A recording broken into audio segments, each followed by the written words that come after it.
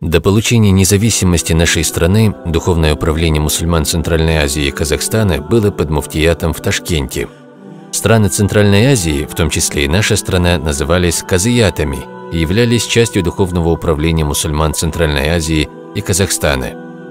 И в Кыргызстане был казият, глава которого назывался кадием, судьей. Многим нашим ученым того времени посчастливилось выполнять обязанности кадия. Судя по полученным сведениям, первый казият в Кыргызстане был сформирован в 1943 году. На сегодняшний день под духовным управлением мусульман Кыргызстана функционирует 9 казиятов, 62 районных хатибиятов, 92 религиозных учебных учреждений. Духовное управление мусульман Кыргызстана ведет свою деятельность согласно ханафитскому мазхабу, матуридитской акиде и концепции государственной политики Кыргызской республики в религиозной сфере на 2014-2020 годы и регулирует религиозную политику в стране. На сегодняшний момент в стране насчитывается более 2838 мечетей, число которых пополнила и новая республиканская центральная мечеть мусульман Кыргызстана имени имама Сарахси, которая является гордостью Кыргызстана. В знак единства и братства мы строим мечети.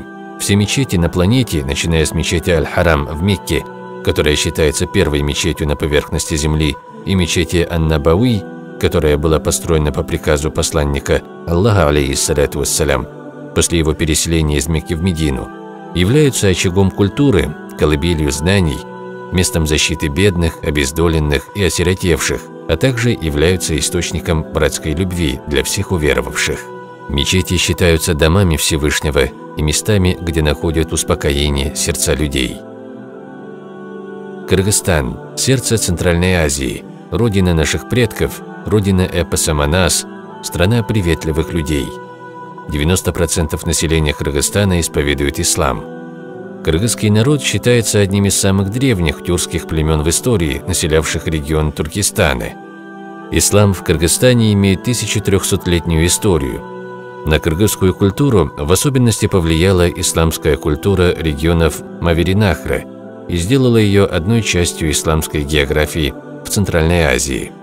В целях внесения вклада в моральное и материальное развитие Кыргызстана было подписано соглашение между Управлением делами религии Турции совместно с турецким фондом Дианет и кыргызским правительством, на основе которого было принято решение о строительстве республиканской центральной мечети мусульман Кыргызстана имени имама Сарахси. Мечеть расположилась в центре Бишкека, на всем известной улице Жибекжолу, которая исторически связывала Запад и Восток, Великий Шелковый путь, на участке 3 гектаров, принадлежащему Духовному управлению мусульман Кыргызстана, и стала самой большой мечетью в Центральной Азии. Данная работа, наряду с укреплением общих религиозных, языковых, исторических, культурных и братских связей народов Анадолу и Центральной Азии, станет символом единства, мира и благоденствия в стране. При строительстве мечети за основу был взят силуэт мечети Хожа-Тепе в Анкаре.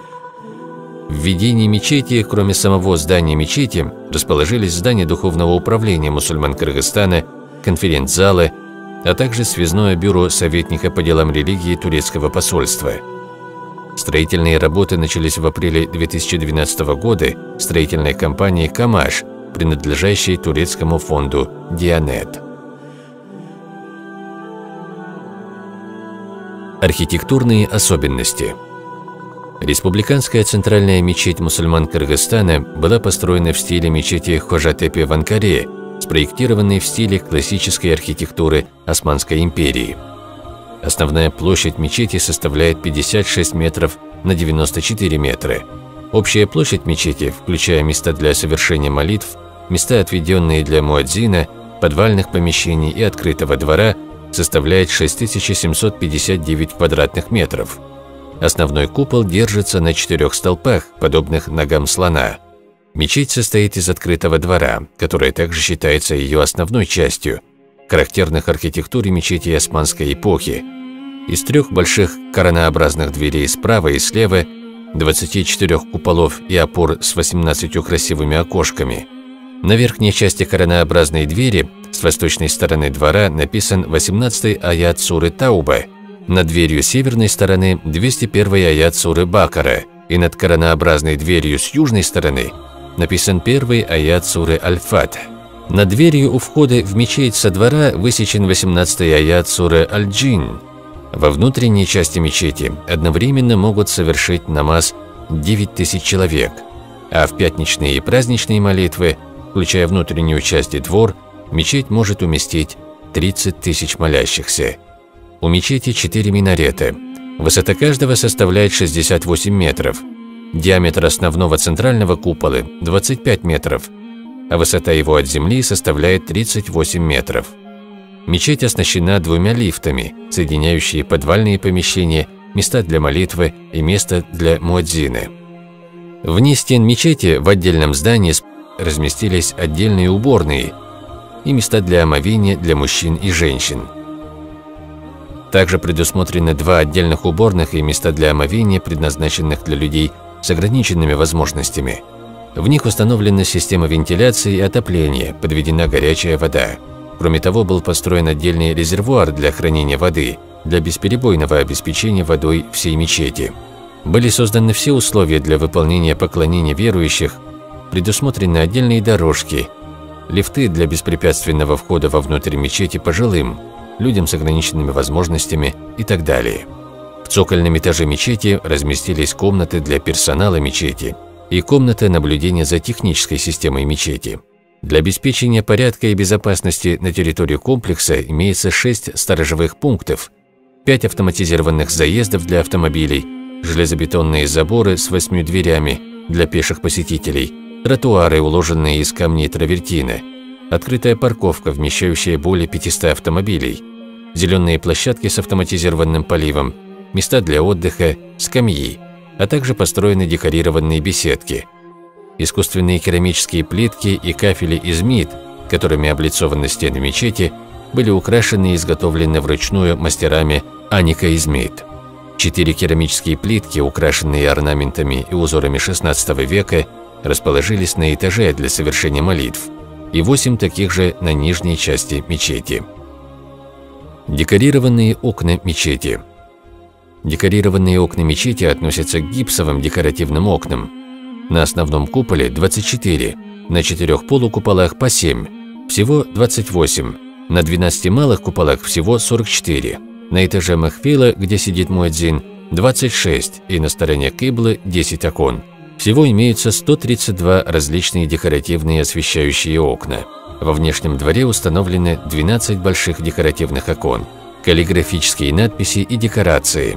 Каллиграфические росписи и декорации, украшающие купола и стены мечети, отражают образцы непревзойденной классической каллиграфической техники письма османской эпохи. Для отражения специфических культурных особенностей данной местности при росписи стен и куполов использован преимущественно синий цвет. Роспись была выполнена кистью известного киркутского мастера Хадий. Вся надпись во внутренней части мечети выполнена по технологии Аннахт и высечена на материале из дерева, затем обвернута в золотую бумагу. Камень и мрамор.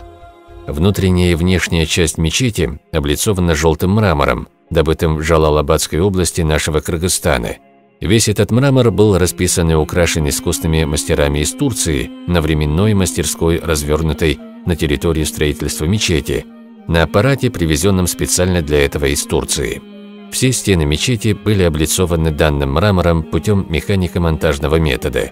Весь мрамор был отполирован и подготовлен согласно традиционной турецкой исламской культуре. Подготовка и установка мрамора производилась надлежащими специалистами в данной области.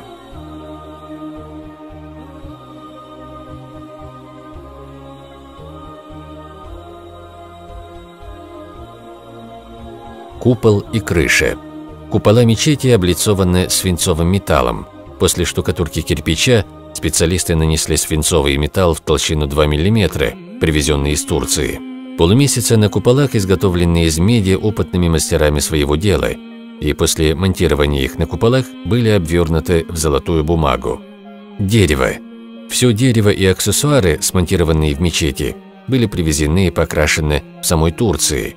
Все работы с деревом были выполнены в традиционном турецком исламском стиле и изготовлены на фабриках строительной компании «Камаш», принадлежащей турецкому фонду «Дианет», которые занимаются традиционным искусством резьбы по дереву и декорацией мечетей.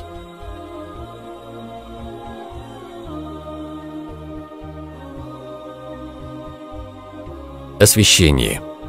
Люстры на основных куполах и полукуполах модернизированы под традиционное искусство люстр Османской империи и приобрели новый вид. Люстра на основном куполе имеет форму 12-граненной звезды. На нижней части люстры и вокруг нее есть традиционные орнаменты османской эпохи. Ковры. С учетом холодных погодных условий, полы в мечети расстелены коврами из 100% шерсти, не изводящей запахов. Цвет и рисунки ковров были сделаны специально под стиль данной мечети и вытканы в манисе демиржи. Ковер, застланный под основным куполом, соответствует декорации купола и люстры. В центре ковра нанесен орнамент сельджукской звезды. Технические особенности. Под полом в зале для молитв место для муэдзина Махвила и в подвале подстелен теплый пол. В подвале установлена вентиляционная система и специальное оборудование для замены. Есть возможность наблюдать за мечетью и всем, что в нем происходит со всех точек мира с помощью камер видеонаблюдения, установленных со всех сторон мечети. Также есть возможность с помощью противопожарной системы с пожарной сигнализацией потушить начавшийся пожар за считанные минуты. Духовное управление мусульман Кыргызстана выражает благодарность главам Кыргызской республики и Турции, турецкому фонду «Дианет», Управлению делами религии Турции, строительной компании «Камаш», всем учреждениям и предприятиям кыргызского правительства и всем ответственным лицам, всем сотрудникам фонда «Дианет», которые днем и ночью, не покладая рук, строят и возобновляют мечети, которые являются печатью ислама на земле. И всем тем, кто трудится на этом пути, тем, кто оказал моральную и материальную помощь.